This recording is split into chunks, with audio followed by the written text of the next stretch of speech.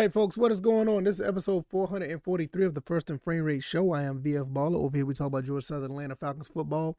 And today, we're going to talk about our quarterback, Cal Vantrease. It's a reason why we picked this guy up, and I think I'm starting to see a little bit more into this. Very good job by Coach Clay Helton and everybody under his umbrella of picking this kid up and actually implementing him into the Georgia Southern cog. When we looked into him and seeing what he was going to be able to do, we kind of had our hopes kind of high, but I think we kind of got grounded a little bit because I think he's an above average quarterback. He's doing very well for the Eagles, and some of the games that he's playing and some of the teams that he's playing is really, really strategic. And I think Coach Clay Helton knew something about this beforehand. We're going to talk about that, and I'm going to give you some sound bites of him at the press conference of why I think this is the guy that we needed. This is a great transitional quarterback for this school. If this is your first time here, welcome. This is the First and Frame Rate Show. I can be found on YouTube and Rumble. I'm also on Anchor, Stitcher, Spotify, Apple, and Google Podcasts. So you can check out all that information you find other information down in the link in the description of the podcast or the video form of this episode. Check me out, see what you like. If you want to support, all that stuff is there. I'm not going to hold you guys up too much longer. I'm going to get right into this. I know the Falcons just won their first game. I talked about them in a video format on the YouTube channel, on the Rumble channel. So if you guys want to check that out, not much to say because I'm really impressed with the Cal Vantrease situation here. I want to talk about this. Cal Vantrease transferred from Buffalo to Georgia Southern. Now, I did not know this. I knew about the Nebraska game, but he does have some experience against the, Coastal Carolina Chanticleers. I don't think he played in that game, but he was there. So he does have some memory of, being there and playing against them. So I think that bodes well a little bit. So he said this in the press conference that he played against them. They actually put up a pretty good fight against the Chanticleers, but ended up falling late in the game because, they had a couple of touchdowns. Well, actually, they had 3 touchdowns in the fourth quarter that Coastal Carolina scored. But he's back once again, going to be playing against the Chanticleers, actually on the field this time. And I think this bodes very well for Georgia Southern because you actually have a leader on the team that can actually command this offense, command this team, have this team to have the fight and the grit and the momentum to take down opponents. We just saw this with Nebraska. We saw this with Ball State, and I don't even want to talk about the Morgan State game. I mean, that was almost like a pickup game, but you're starting to see what type of quarterback we have now. Is he the most flashiest quarterback? He has flashes. I'm not saying that he's, one of the top quarterbacks in the nation or anything, but he's a very, very solid quarterback and is exactly what we needed when it comes to playing in the Sun Belt. And I am so ecstatic that we have this guy. I think we're going to be going pretty far with this team. And I've been on record saying 8-4, and it looks like that's going to be the case. So what we're going to do, we're going to look at a couple of sound bites that was in the press conference that they had when they're talking about Coastal Carolina, and I'm gonna give my thoughts and opinions on these two. I think 2, maybe 3. Maybe we can go up to 4 clips. I'll give you my thoughts and opinions on those, and we're just gonna go from there. Let's get my headset on. Let's get this audio running. And let's go with the first question that they had. Shout out to Georgia Southern Athletics YouTube channel. This is where you can find this stuff. I'm pretty sure it was on other platforms. I think Facebook had it as well, the Georgia Southern Facebook page. So it's really cool for them to do this every week to get more information about the team. So let's go ahead and see what they were talking about. How much are you and Connor work together as far as, if something were to happen, he's going to be up there. How much do you guys communicate and together on that? Well, yeah, it's really all of us quarterbacks. We try and talk to each other about when we're going up and watching film. We're always trying to have a constant communication with Coach Ellis and the other position groups to, stay communicated, stay on the same page. So, and I'm trying to teach them as much as I can. I've got a couple more years on them. So, just being there for them if they do get that opportunity is something that I have to be ready for. which everybody has to be ready for. But those guys, they work hard. They're ready for an opportunity if it comes. So basically what he's saying, I mean, I think it was pretty much self-explanatory. He has a few years on the other guys, Connor Zakelski, Zach Roseman, Colton Fitzgerald. He has some years on these guys. So, what's going to happen here is basically he's going to continue to show these guys the way based on his experience as they watch film, as they, get with Coach Ellis and learn about certain things at the position. And like I said, it's a good thing that we have him here because don't get me wrong, I like Connor Sigelski and I think he would have been okay. But learning a new system and have a veteran that's kind of used to the system already, it would have been tough times for Georgia Southern this season. So it's a good thing that he's here and he's able to show what the other guys need to, learn and what they need to do, because at the end of the season, he's going to be gone. And we're going to have to rely on the young guys to pick up where he left off. And I think it's going to be really good because we have some talented guys that play quarterback. We have some very talented guys. And I can't wait to see how that, plays out. But, we got to take it one game at a time now, and we'll see how that goes. So let's get into the next question.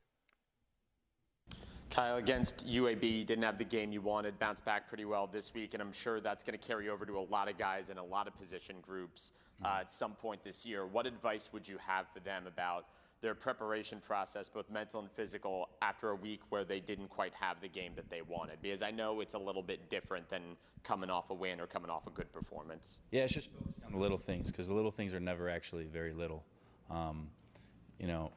Trying to focus on the 1% better every day, whether it's technique, whether it's situational awareness, or it's effort. Focusing on a different thing every day and getting that 1% better, regardless win or lose, is how you continue to improve. I mean, that's just, another thing. It's almost like self-explanatory. I mean, you just learn how to bounce back from a game like UAB, because that was a rough game for us. And for UAB to basically push us around a little bit and us to bounce back at a team like Ball State, who, pretty much tried to come through with the same philosophy, but they just didn't have the talent, we was able to overcome. We went from throwing a few interceptions, having some turnovers, to now not having any the following game. So it's a big deal for the quarterback and other players, like you said, to actually bounce back and learn from their mistakes and get better. So let's get to the next question and see what they got here. First conference game this Saturday. Is there something that you're going to be looking for in the team for them to raise their level? Is there something in your experience that you'd like to see from a team the week of the first conference game? I want to see all-out effort every game. And I know the conference games have a little bit more meaning to them, so I'm expecting that to raise a little bit. But, we go out there to win every game, no matter who's across from us. So whether it's conference or non-conference, it's the goal is still to win. Is there anything about Coastal Carolina you're hearing early? They've managed in the last couple of years to kind of get under opponents' skin, or try to anyway, with kind of their attitude, kind of a chip on their shoulder. Is there anything you're hearing new to the conference personally about Coastal Carolina? Well, I played them last year at Buffalo, so I know a little bit about them and I know what they're about. Hardworking team, great effort team, and they're confident in themselves, which is you have to be. But we're really looking forward to the opportunity to go out there and play against them. So the revenge tour continues. It does. Okay. So he said right here that he played against them last year, and I want to pull up this game because I'm not sure. I think I got it the other way around. I think it was this year that they played them. I want to go back and look and see where we were at. So this was 2022 schedule. Let me see if I can pull up the schedule before. I'll see if I can get it. And I think they did play them last year as well. Yes, I'll take that back. So he did play them last year. Played them 28-25. I want to pull up these stats here. I want to see what we got here. Sorry for the hold up because I pulled up the wrong game from this year, not the one from last year. So last year, Cal Vantrease went for 13 for 20 for 146. He didn't have any touchdowns or whatever the case may be. Basically, pretty solid game against, for both sides of the ball. They lost 28-25, so it was a 3-point game. So he's going to have a really good, he has a really good feel for this team. So that's a really good deal. This is one of the reasons why I said, and I want to recap what I said earlier, I want to apologize because I pulled up the wrong game from last year. I pulled up the game, from this year that they just recently played, not the one from last year. And the one from last year, basically, Cal Vantrease played fairly decent, 13 to 21, 46. The receivers, 6 catches for 66 yards, and they ran the ball 15 carries for 192. So I think they did okay against a Coastal Carolina team that was 16th in the country at the time, and they only lost by 3 points.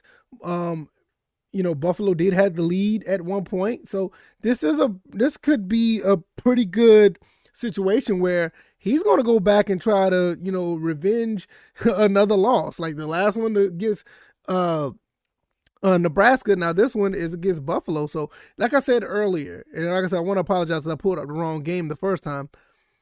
I want to tell you that this is another reason why we got this guy, I think Coach Clay Helton put this in place to get this particular quarterback, so we're able to get some experience, and not only a guy who would know the players the teams that we're playing against.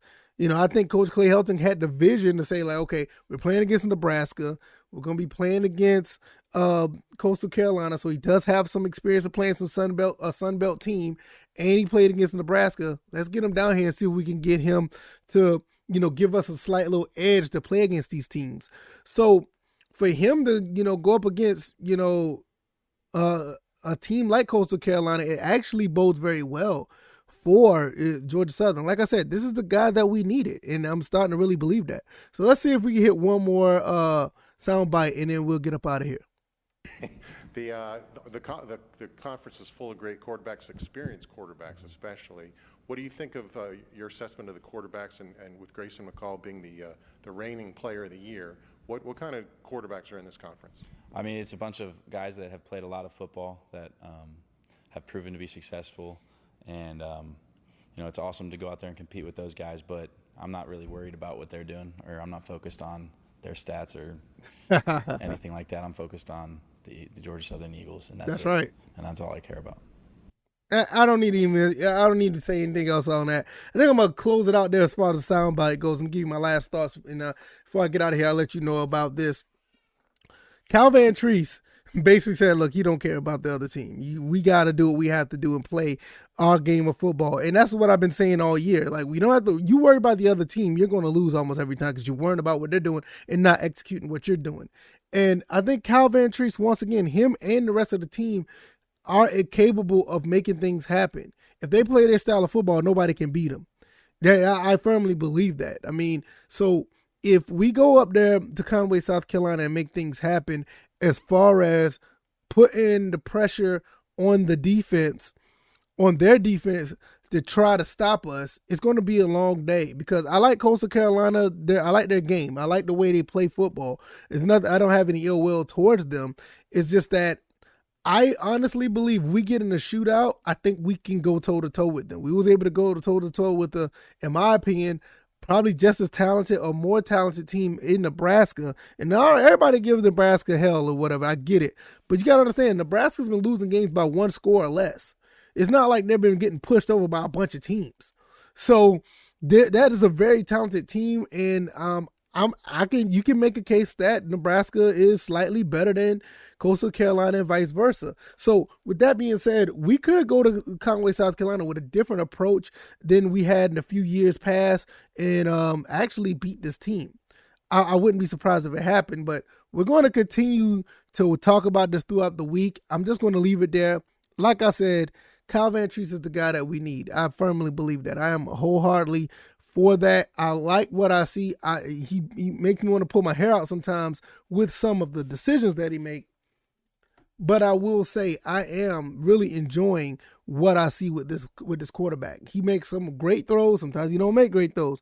Every quarterback is perfect. You're going to have your issues with making certain passes and making some plays. But when you watch him bounce back from a game like UAB and play the way he did, he threw for a few touchdowns and he ran for one, threw over 300 yards yet again. Was able to take all those situations that happened at UAB, put him on the back burner and play. Now, I know there's one more thing, and I'm going to get out of here for real after I say this. I know he said he had the shoulder issue, but he said he wanted to continue to play. They're going to take it day to day. I don't think they're going to take him out of this game. I think he's going to play. So it's going to be all good up and down the roster. Everybody's going to be good. I think everybody's going to come back and actually play pretty well. You may have a few injuries here, but everybody that's going to be on the roster on the depth chart, they're going to be ready to go. And I think they're going to be able to compete on a high level against Coastal Carolina. And I'm not surprised. We may be able to beat them. We got a really good chance, to be honest. Even though we're 12-point underdogs, I think we have a really good chance, but we'll see how that goes. If you like this commentary, hit the like button, share this podcast, subscribe to the channel if you haven't already. Episode 443, what you guys think? Quarterback Kyle Vantrease is the guy that we needed. I think so. The soundbite say it. The play on the field says it as well. I think we have something special going on here at Georgia Southern. I said 8-4. I'm sticking with it. It may be even better than that if we keep rolling, but we'll see. Thank you guys for the support. Thank you guys for watching. I really appreciate it. I'm going to get up out of here. You guys enjoy your Tuesday. All the links are down in the description. If you want to support or check out all other things that I'm doing, I'm on Anchor, Stitcher, Spotify, Apple, and Google Podcasts. Also on YouTube and Rumble. So if you want to subscribe to more than one avenue, the choice is yours. Sometimes it's probably better to do that because one of the avenues may be down. So other than that, I said enough. You guys take it easy. Thank you guys for watching. Thank you for making it this far. You take it easy. You guys be blessed. Peace.